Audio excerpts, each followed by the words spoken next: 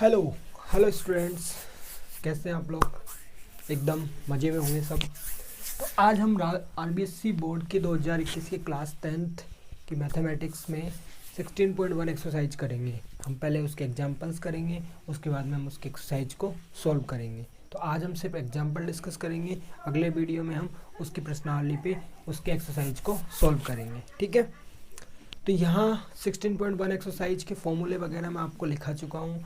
तो जिस किसी ने भी वो फॉर्मूले वगैरह नहीं लिखे या पता नहीं है कि इसमें किस तरह के फॉर्मूले यूज होंगे, मैं नीचे आपको डिस्क्रिप्शन में लिंक दे दूंगा वीडियो के नीचे, तो आप उसको देख लेना, जिससे आपको बेसिक्स पार्ट क्लियर हो जाएगा इस एक्सरसाइज का। तो आइए हम स्टार्ट करते हैं पहले क्वेश्चन के साथ। पहले क्वेश्चन में आपको एक बंद लकड़ी का बॉक्स दे रखा है और उसकी आपको लंबाई दे रखी है। मैं लंबाई को L से लिख रहा हूँ। तो L आपको दे रखा है 90 सेंटीमीटर। इसके बाद में आपको चौड़ाई इसकी दे रखी है 50 सेंटीमीटर और आपको इसकी ऊंचाई दे रखी है 30 सेंटीमीटर। ठीक है, ये दे रखा है ना? हाँ। तो आपको इसका संपूर्ण पृष्ठीय क्षेत्रफल ज्ञात करना है। ठीक है, तो आपको लंबाई, चौड़ाई, ऊंचाई दे रखी है। बहुत ही आसान सवाल है। इस तरह के सवाल वैसे एग्जाम में कम पूछते हैं। बक्से का कुल पृष्ठीय यानी संपूर्ण पृष्ठीय क्षेत्रफल, संपूर्ण पृष्ठीय क्षेत्रफल, संपूर्ण पृष्ठीय क्षेत्रफल। तो आपको इसका सूत्र पता होना चाहिए। तो संपूर्ण पृष्ठीय क्षेत्रफल का क्या फॉर्मूला होता है, क्या सूत्र होता है? 2 गुणा लंबाई गुणा चौड़ाई, चौड़ाई गुणा ऊंचाई, ऊंचाई गुणा लंबाई। ठीक है, तो 2 लंबाई आपको कितनी दे रखी है? 90।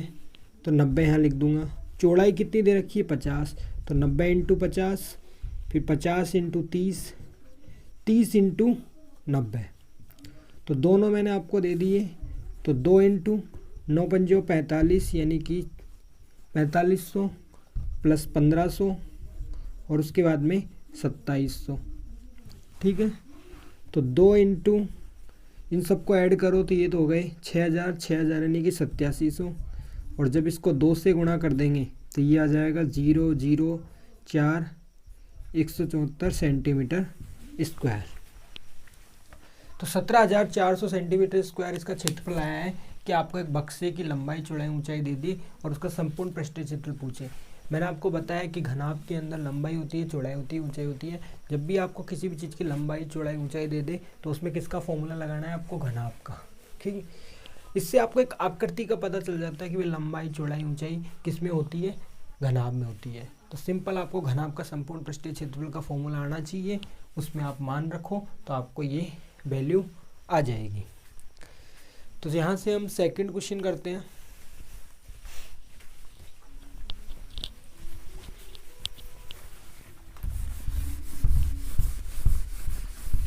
ठीक है, तो हमने पहला क्वेश्चन बहुत ही आसान तरीके से किया है। दूसरे क्वेश्चन में आपको एक घन दे रखा है। क्या दे रखा है? घन।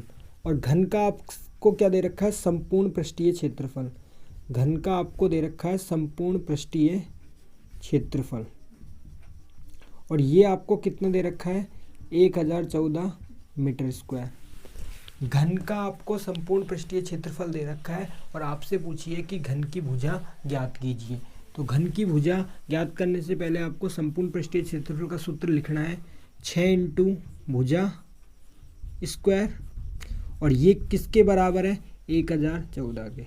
तो जब भी इस तरह के सवाल भरे पड़े, आपकी जब प्रश्नावली करोगे 16.1, 16.1, 16.2, 3, 4, तो उन सब के अंदर आपको कुछ नहीं है, संपूर्ण पृष्ठीय क्षेत्रफल का मान दे रखा होगा, आयतन का मान कुछ दे रखा होगा। तो इसका एक ही तरीका होता है, जो भी चीज़ सवाल में दे रखी है उसका सूत्र लिखो और उसके बराबर जो मान दे रखा है उसको लिख दो। जैसे संपूर्ण पृष्ठीय क्षेत्रफल का मान दे रखा है 1014, तो मैं इसका सूत्र लिखूंगा 6 गुणा भुजा स्क्वायर और इसके बराबर इसका मान लिख दूंगा। अब 6 का भाग इसमें पूरी बार जाता है, 6 कम 6, 4 बचेंगे, 6 6 36, उसके बाद में 5 बचेंगे, 6 9 54। तो भुजा बराबर, तो वो भुजा स्क्वायर का मान कितना आ गया? 169। जब भी यहाँ पे स्क्वायर और सामने स्क्वायर नहीं हो तो अपन यहाँ से अगर स्क्वायर को हटाते हैं तो सामने वाले पे हमें लगाना पड़ेगा अंडर रूट। तो मैंने 169 के ऊपर लगा दिया अंडर रूट, यानी अब मुझे 169 का क्या निकालना पड़ेगा, वर्गमूल। तो 169 का वर्गमूल क्या हो जाएगा, 13 मीटर। तो इसकी भुजा कितनी आ जाएगी, 13 मीटर। तो इस तरीके से आप सवालों में फॉर्मूले लगाओ और आपके आंसर आ जाएंगे। अगला क्वेश्चन करते हैं हम। तीसरा क्वेश्चन हम करते हैं। तीसरे क्वेश्चन में भी आपको कुछ नहीं है, आपको लंबाई दे रखी है 12 मीटर। भाई बोर हो रहे हो तो थोड़ा पानी वानी पी के आ जाओ और वापस से पढ़ने बैठना है। पढ़ाई है, पढ़ाई के हिसाब से होगी, ठीक है। यहाँ पे आपको सवाल सीखने हैं। विकर्ण की लंबाई आपसे पूछी है, ठीक है।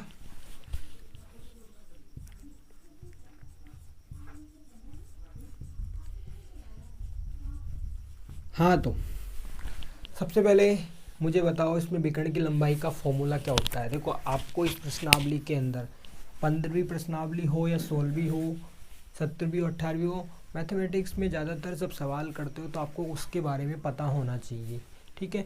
तो विकर्ण की लंबाई का आपको फॉर्मूला क्या पता है, अंडर रूट में L square plus B square plus H square, ये होता है ना, बिल्कुल।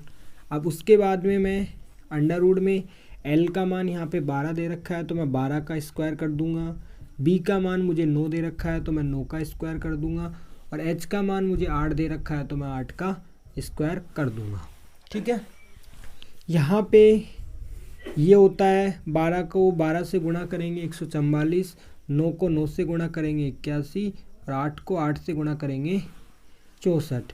इन तीनों को अगर आप जोड़ते हो 4 1 5 और 4 9 आ जाते हैं, 4 और 8 12, 12 और 6 18, रेक 19, 1 रेक 2 कितने आ जाएंगे। रुको, मैंने थोड़ी सी गड़बड़ कर दी। क्या, 8 रेक 9, 4 रेक 5, 5 और 4 9, 8 4 12, 12 और 6 18 रेक 19, 1 रेक 2,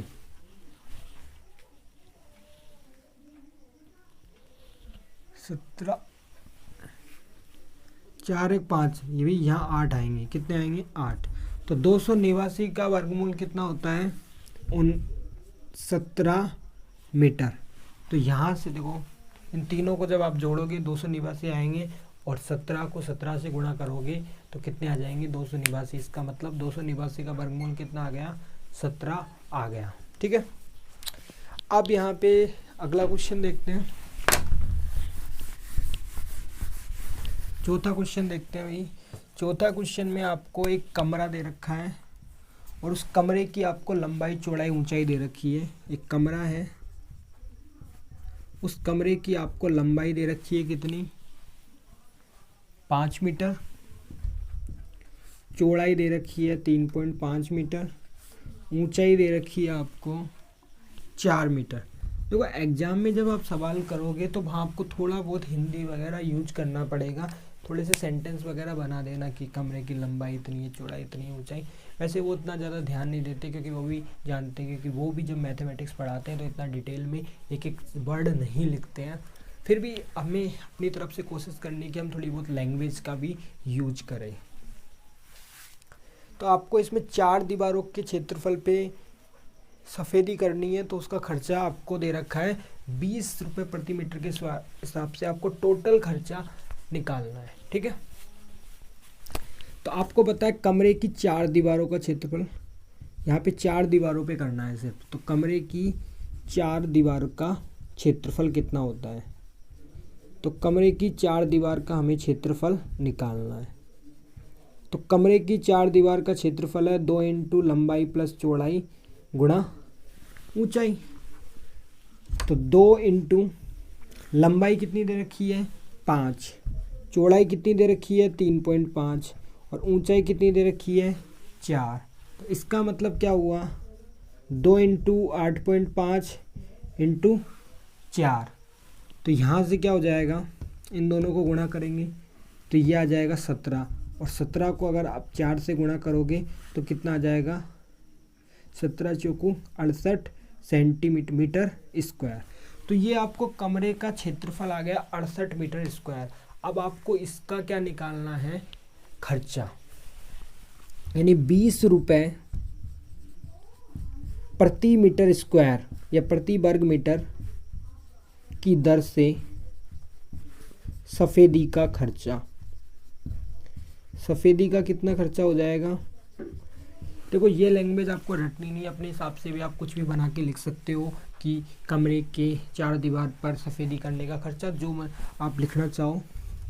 68, आपको बस ध्यान रखना है कि पूरा क्षेत्रफल है 68 मीटर स्क्वायर और 1 मीटर में लग रहे हैं 20 रुपये, तो पूरे में कितने लगेंगे, इसको 20 से गुणा कर देंगे, 8 दूनी 16, 6 दूनी 12, 13, तो 1360 रुपये आपके लग जाएंगे।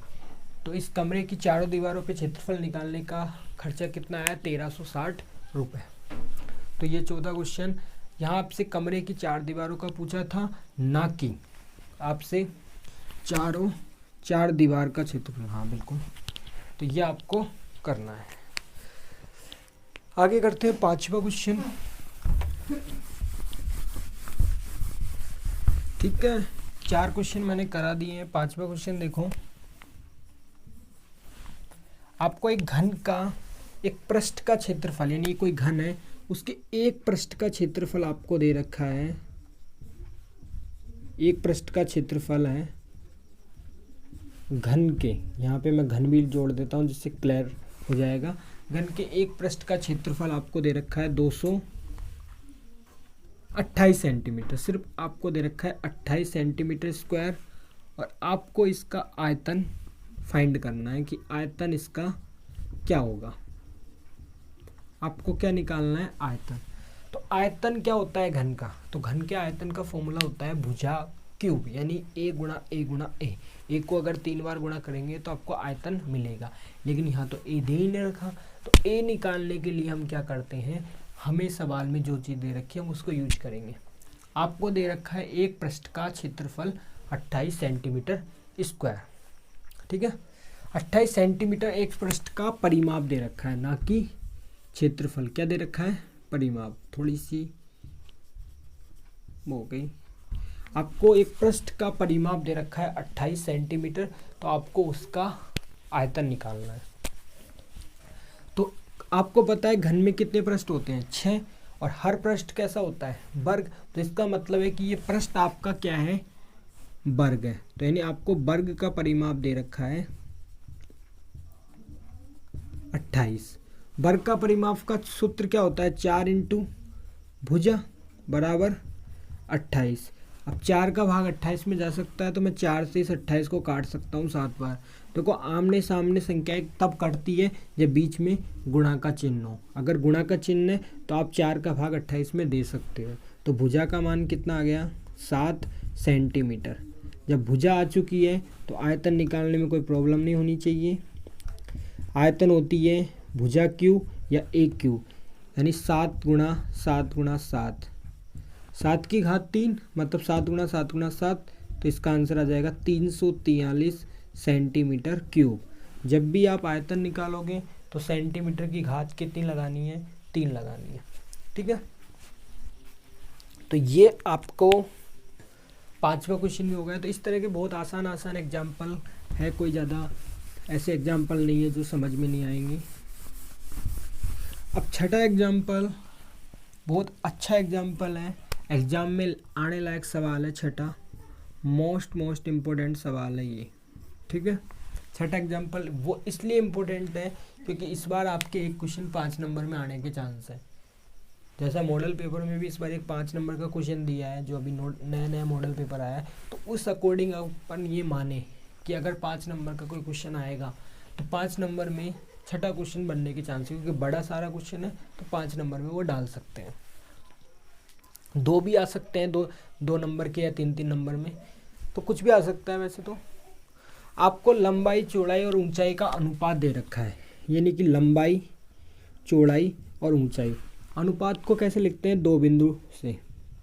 ये आपको दे रखा है 6:5:4, 6:5:4 आपको दे रखा है। और यहाँ पे आपको एक 60 फलक का संपूर्ण पृष्ठीय क्षेत्रफल दे रखा है, संपूर्ण पृष्ठीय क्षेत्रफल। तो संपूर्ण पृष्ठीय क्षेत्रफल आपको दे रखा है 33,300 सेंटीमीटर स्क्वायर। तो 33,300 सेंटीमीटर स्क्वायर आपको दे रखा है। तो आपसे इसमें आयतन पूछा है कि आपको इसका आयतन निकालना है। क्या निकालना है? आयतन।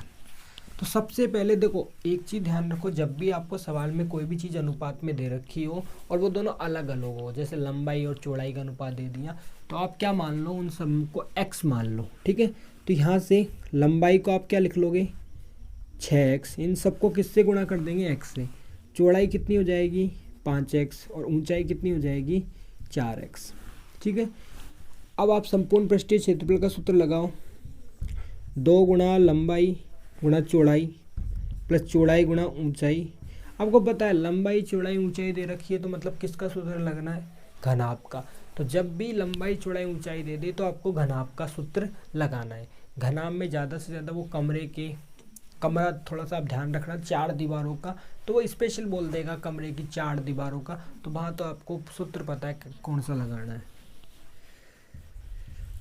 तो ये आपको दे दिया 33,300।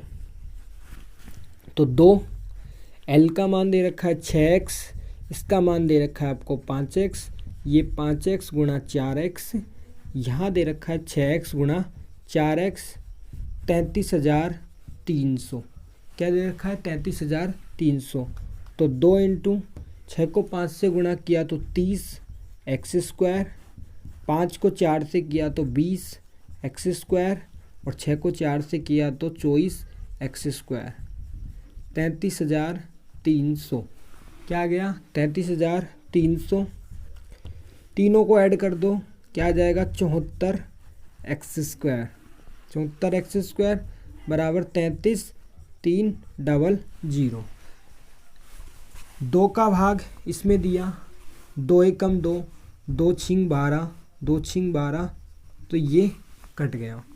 फिर 74 का भाग आप इसमें दोगे तो कितनी बार कटेगा? ये 225 बार। कितना? 225 बार।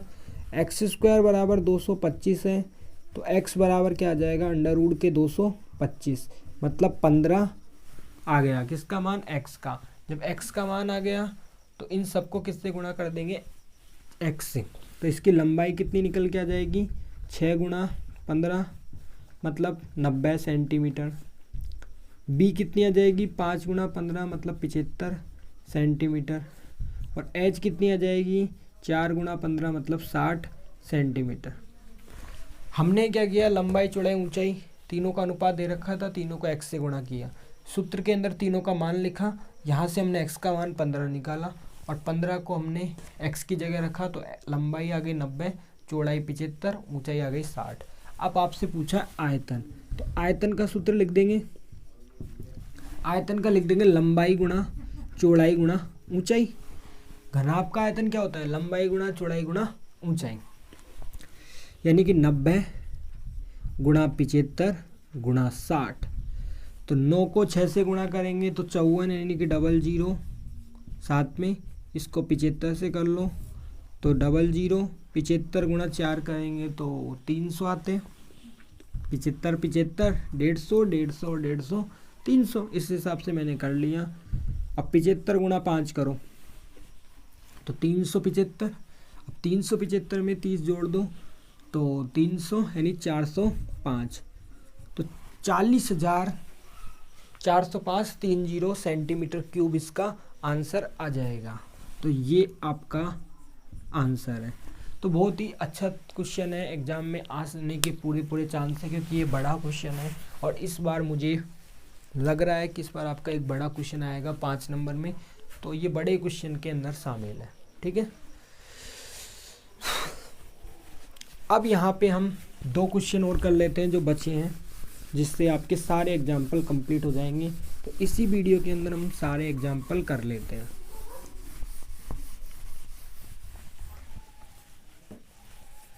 7वें सवाल में आपको क्या दे रखा है, 2 एग्जाम्पल हो रहे हैं तो 2 एग्जाम्पल जल्दी से कर लेते हैं कि लंबाई चौड़ाई और ऊंचाई आपको दे रखी है 3 गुणा 2 गुणा 1.80 और आपको एक बॉक्स दे रखा है। देखो यानी एक बॉक्स की लंबाई चौड़ाई ऊंचाई को आपको ऐसे दे रखा है, यानी कि ये आपको 3 गुणा 2 गुणा 1.80। समझ लेना जब भी सवाल में 3 गुणा 2 गुणा 1.80 यानी ऐसे 3 संख्या गुणा करके लिखें तो समझ जाना कि वो एक आपको लंबाई चौड़ाई गुणा ऊंचाई दी है। मतलब पहली वाली लंबाई होगी, दूसरी वाली ऊंचाई चौड़ाई होगी और तीसरी वाली ऊंचाई होगी।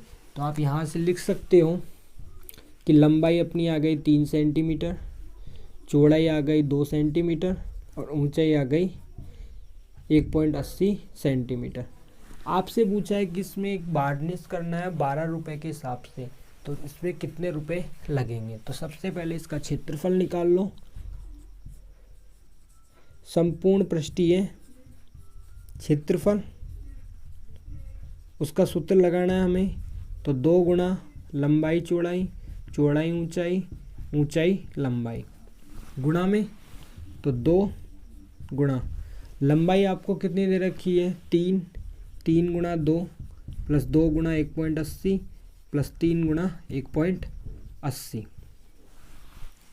तो 2 इंटू 3 को 2 से गुणा करेंगे तो 6, ये 3.60, ये 5.40, तो 2 6।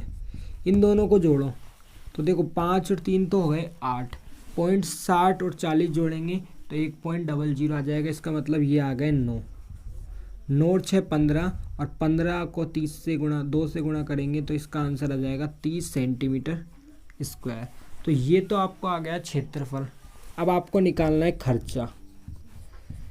12 रुपये दे रखे हैं सवाल में, तो 12 से 30 को गुणा कर देंगे तो आंसर आ जाएगा आपका 360 रुपये। तो आपको क्षेत्रफल निकालना है और उसके बाद में इसको 12 से गुणा कर देना है। सूत्र वही रहेगा जो घनाभ का होता है और कोई एक्स्ट्रा सूत्र लगने वाला नहीं है। तो इसमें आपको सिर्फ घनाभ का सूत्र याद रखना है, घन का याद रखना है और आपको एक 4 दीवारों का क्षेत्रफल याद रखना है। तो सारे सवाल उसी से होंगे, ठीक है।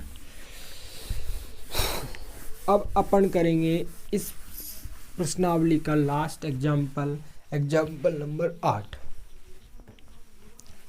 ठीक है। उम्मीद है कि आप सबको 7 क्वेश्चन समझ में आए होंगे। अगर किसी को समझ में नहीं आए तो वो पहले एक बार वीडियो को रिपीट करके देखें। अगर नहीं आ रहे तो आप कमेंट करके मुझे लिख सकते हो। चैनल को सब्सक्राइब कर दो जिससे कि आप लोगों को, क्योंकि आप लोग स्टूडेंट हो, अगर आप स्टूडेंट हो तो आप चैनल पे अगर इसीलिए आए हो कि आपकी प्रॉब्लम मैं सोल्व कर सकूं। अगर आपने अभी तक मेरे वीडियो को देख रहे हो तो इसका मतलब है आपकी मेरे समझ में आ रही है मैथमेटिक्स। तो मैं चाहता हूँ कि भाई आपके अगर मेरी समझ में आ रही है तो आप इस चैनल को सब्सक्राइब करो जिससे कि आपको और आने वाले वीडियो में मैं हेल्प कर सकूँ। देखो मेरा पर्पज़ इस चैनल पे आने का ये एक ही है कि मैं आप लोगों की हेल्प कर सकूँ जो लोग ऑनलाइन स्टडी करना चाहते हैं, क्योंकि आज की तारीख में ऑनलाइन स्टडी को लोगों ने अपने आप में अलग तरह का बना दिया है। मैं नहीं चाहता, मैं इस चैनल के माध्यम से आपको वो क्वालिटी देना चाहता हूँ जो आप डिज़र्व करते हो। क्योंकि हम यूट्यूब पे क्यों आते हैं कि हम यूट्यूब पे इसलिए आते हैं कि हमें कोई अच्छा टीचर मिले, अच्छा एजुकेटर मिले जिससे हम सीखें, हमें लगे कि हाँ वास्तव में इसने कुछ पढ़ाया है, कुछ मिला है हमको। तो मैं उसी तरह का कंटेंट आपको देने वाला हूँ। मेरी पूरी कोशिश रहेगी कि मैं आप लोगों को इस चैनल के माध्यम से वो सारी चीज़ें प्रोवाइड कराऊँ जो बड़े बड़े एजुकेटर या बड़े बड़े जो कोचिंग इंस्टीट्यूट है वो नहीं करा पाते, वो मैं आपको इस चैनल पे वो भी फ्री ऑफ कॉस्ट प्रोवाइड कराऊँ। ये मेरा पर्पज़ है, ठीक है। लास्ट क्वेश्चन करते हैं। धातु के आपको 3 गोले दे रखे हैं, 3 4 5 सेंटीमीटर उनकी ऊंचाई है। तो आपको इन तीनों गोलों को मिला के या पिघला के एक नया गोला बनाना है और नए गोले की आपको भुजा निकालनी है। ये क्वेश्चन हट चुका है वैसे तो, क्योंकि इस बार सिलेबस में साफ साफ मेंशन है कि एक ठोस को दूसरे ठोस में बदलना। इस तरह के क्वेश्चन यानी जो एग्जाम्पल 8 हैं वो एग्ज़ाम में नहीं आने वाला, ऐसा मुझे लगता है, क्योंकि उन्होंने सिलेबस में साफ साफ लिखा है। अगर आप सिलेबस को ध्यान से पढ़ोगे, इस बार जो न्यू सिलेबस आया है उसमें एक लाइन लिखी हुई है कि एक ठोस को दूसरे ठोस में बदलना। तो ये आपका उसी टाइप का सवाल है, लेकिन हम कोई से सवाल छोड़ेंगे नहीं, हम कर लेंगे, क्योंकि 1-2 सवाल एक्स्ट्रा करने से हमारी नॉलेज ही बढ़ेगी। ठीक है। धातु के 3 गोले आपको दे रखे हैं, है ना।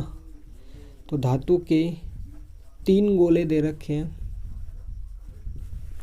उनकी भुजा आपको दे रखी है, एक की दे रखी है 3 सेंटीमीटर, एक की दे रखी है आपको 4 सेंटीमीटर और एक की दे रखी है आपको 5 सेंटीमीटर। तीनों को पिघला के एक नया घोला, यानी एक आपको, अरे गोला नहीं है, घन है। क्या है? घन। मुझे गोला याद रह गया। तो यहाँ पे 3 घन को मिलाया गया है, पहले घन को, दूसरे घन को, तीसरे घन को, तीनों को मिला के एक नया घन बनाया गया। और आपको उस नए घन की क्या निकालनी है? भुजा ज्ञात करनी है। तो यहाँ क्या करना है आपको? तीनों घनों का आयतन, तीनों घनों का आयतन बराबर नए घन का आयतन। इस सवाल से क्या कॉन्सेप्ट सीखने को मिला कि जब भी सवाल में एक आकृति दे रखी हो और उस आकृति से दूसरी आकृति में ट्रांसफ़र किया जा रहा है या उस आकृति से कोई दूसरी चीज़ की जा रही है, यानी एक आकृति को दूसरी आकृति में बदला जा रहा है, तो 100% आपको उसमें क्या करना है? उस पहली वाली आकृति का आयतन बराबर उस नई आकृति का आयतन। यहाँ पे 3 घन दे रखे हैं, तीनों को मिला के नया घन बनाया है, तो तीनों घनों का आयतन बराबर नए घन का आयतन। तो इसके आयतन का सूत्र क्या है? भुजा क्यूब। इसके आयतन का सूत्र क्या है? भुजा क्यूब। इसके आयतन का सूत्र क्या है? भुजा क्यूब। और इसके आयतन का सूत्र क्या है? भुजा क्यूब। आप इनको सुविधा के लिए 1, 2, 3 लिख सकते हो, चाहो तो लिखो, नहीं चाहो तो मत लिखो, कोई दिक्कत नहीं। आप डायरेक्ट भी मान लिखोगे तो भी वो सही मानेगा। यहाँ 3 की घात 3 करनी है, यहाँ 4 की घात 3 करनी है, यहाँ 5 की घात 3 करनी है और यहाँ आपको भुजा क्यूब भी करना है, क्योंकि हमें यहाँ से भुजा निकालनी है। ये है 27, ये है 100, ये है 64, ये है 125। तीनों को अगर आप जोड़ दोगे तो कितने बन जाते हैं? 216 बराबर a क्यूब। तो a बराबर 216 के ऊपर लग जाएगा 1/3, और 216 का जब आप घनमूल निकालते हो तो कितना आता है? 6 सेंटीमीटर। तो इस घन की जो भुजा है वो कितनी आ जाती है? 6 सेंटीमीटर। तो आज हमने 8 एग्जाम्पल किए इस प्रश्नावली के। तो आप भी इन सभी एग्जाम्पलों को एक बार दोबारा करो, नहीं समझ में आए तो दोबारा वीडियो को पॉज करो, देखो, बार बार रिपीट करो, तब जाके अगर आपके समझ में नहीं आए आप कमेंट करके मुझे बता सकते हो। ठीक है। वीडियो को देखने के लिए आपका बहुत बहुत धन्यवाद।